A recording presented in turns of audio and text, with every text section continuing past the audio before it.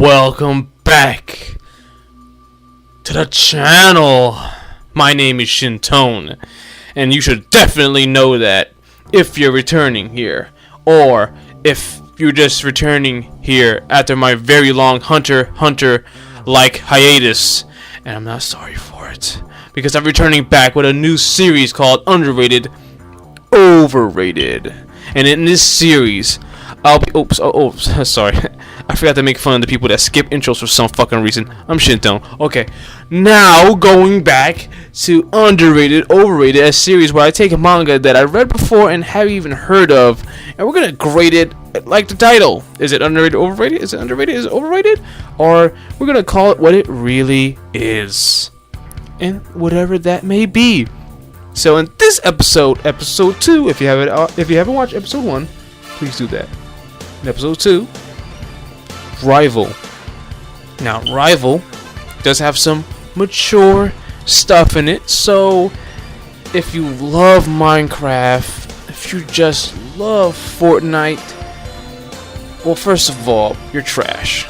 Second of all, stop watching this video right now, because you're probably too young to watch this video. Or, if you just don't care about age, you'll see that soon. Keep watching the video. Or I just don't care. Let's go to Fish for Persons.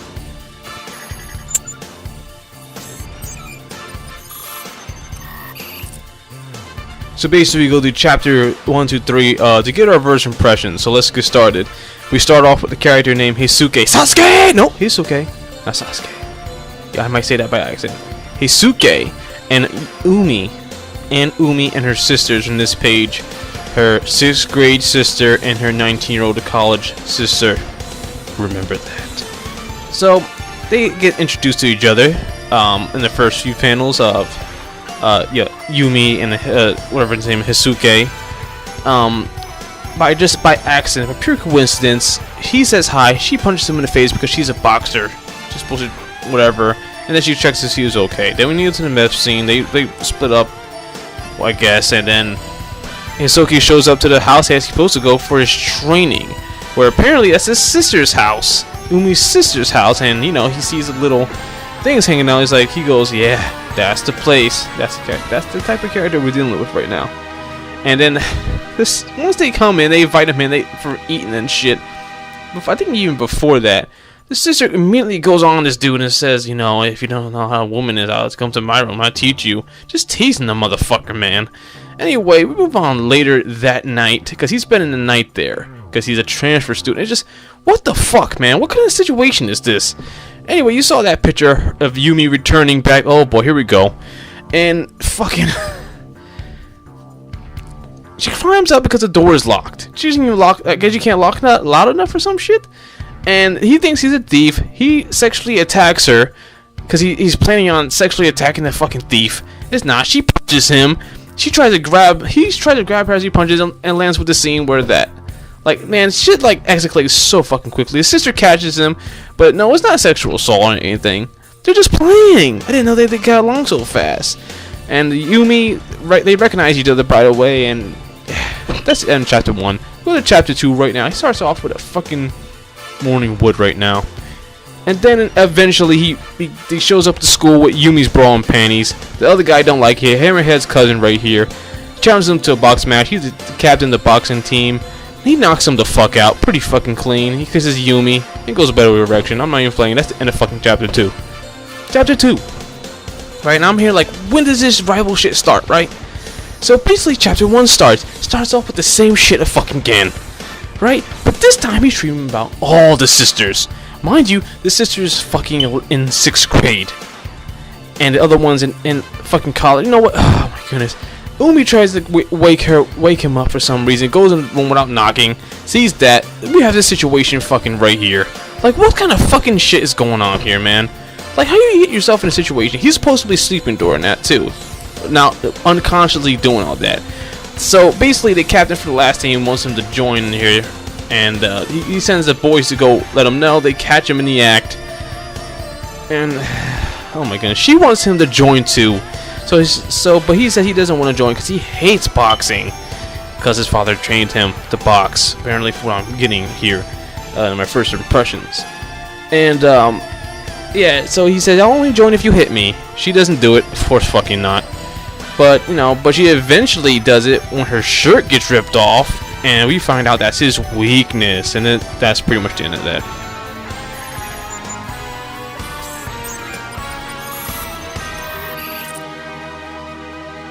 Okay, so we start with the full story, where I give you guys the structure of it, trying to skim through it, you know, give you guys the beats of the full story. Now remember what I was asking for when the fucking rival shit happens? Read that chapter 4. We get introduced to Himeno, or Himeno, or one of those. Himeno, we're gonna call him Himeno.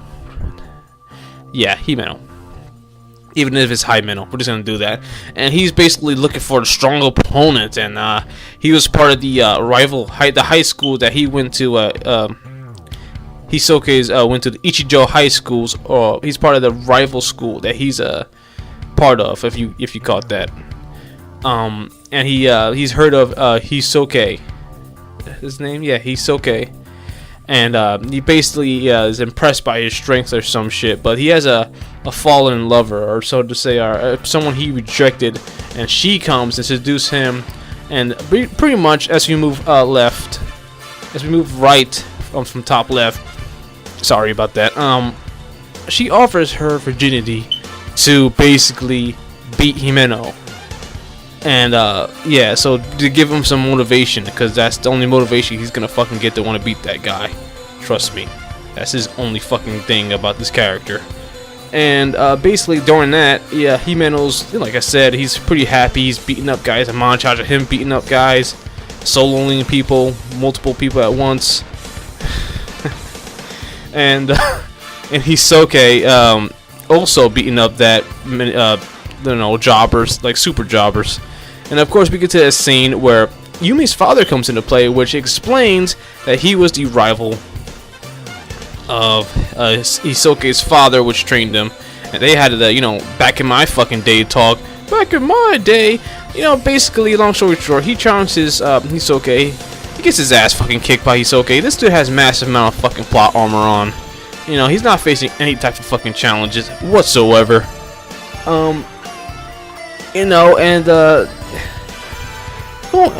Okay, he just, at that point, they also enraged that his weaknesses were women again, and that's pretty much it. So we go even more further a little bit, and basically he's gonna be fighting up a little bit, like 2 more opponents before he faces Himeno, his supposed rival.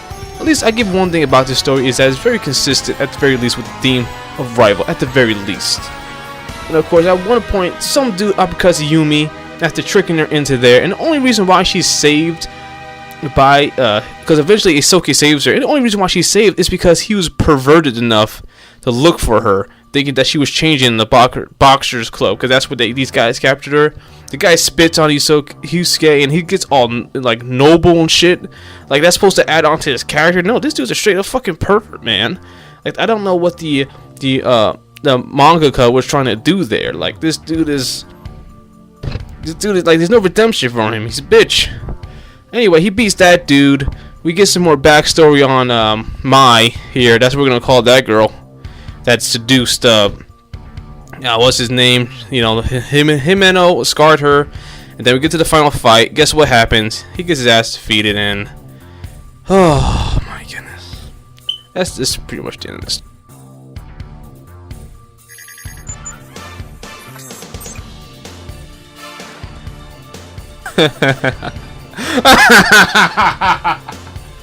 You want character development talk? About him? About anybody? Nope. You ain't get shit. There's nothing. This dude learns nothing. He just keeps fucking just massive amounts of pervertedness and plot armor, man. There's nothing to say about this dude. No development. He gets noble, but that's not even a thing. Just whatever. Just get on an ending impression.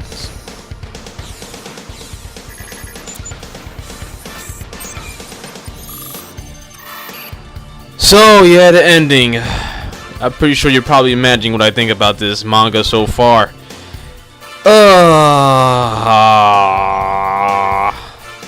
Not so good. Not so not refreshing. I mean, the whole rival aspect at least is very consistent, but the main character is not likable, not even the fucking slightest. And the fucked up thing is, because throughout the whole thing, he faces small things, his little strategies and shit, but it just pervertedness shit. And the thing is, here's the thing about Himeno, right? He's training him. He's actually training to fight him. He's serious about this whole rival thing. And you know what Hisoka is doing? He's practicing for that fucking sex exchange between Yume or there's her name, Hiromi, and he still beats him. He still beats Hiromi. Like the other guy's been working hard. He should have beat him. Like this whole thing is fucking stupid, man.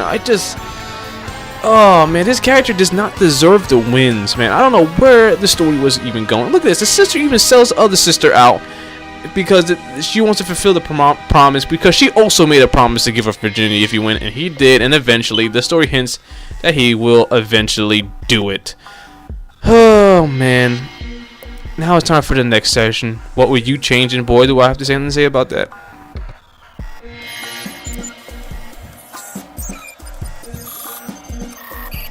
And now, welcome back to my timeline, Now I ask you this once. What would you change about Rival? Of course, as you can see, I got plenty to say. Plenty to change.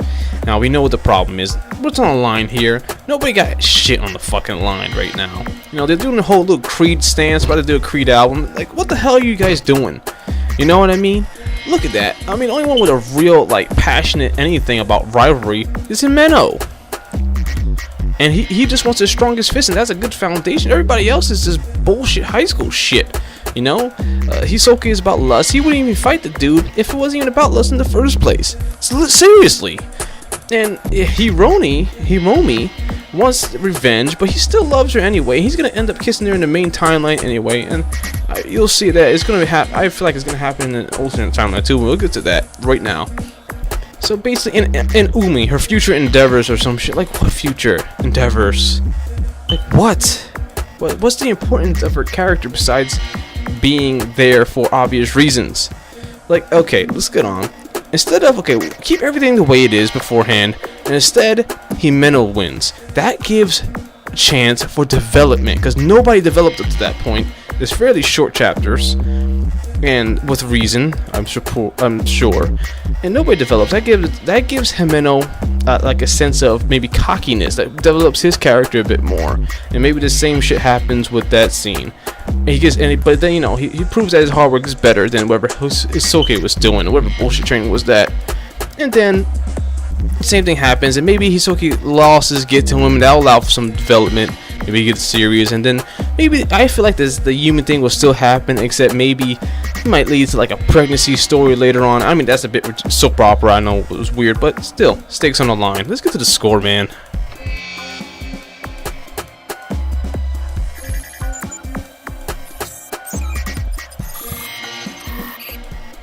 And here we go, the score. What could it be? Underrated? No. Okay, no, there's none of those things, okay? Alright? There's none. But I will say some positives before we get into the final score. I did like the artwork, but that's to be expected from a professional mangaka. That's to be expected. Sometimes you get really, really good artwork with a really shitty story, or a story with no direction, or maybe you get really good artwork with some fight scenes.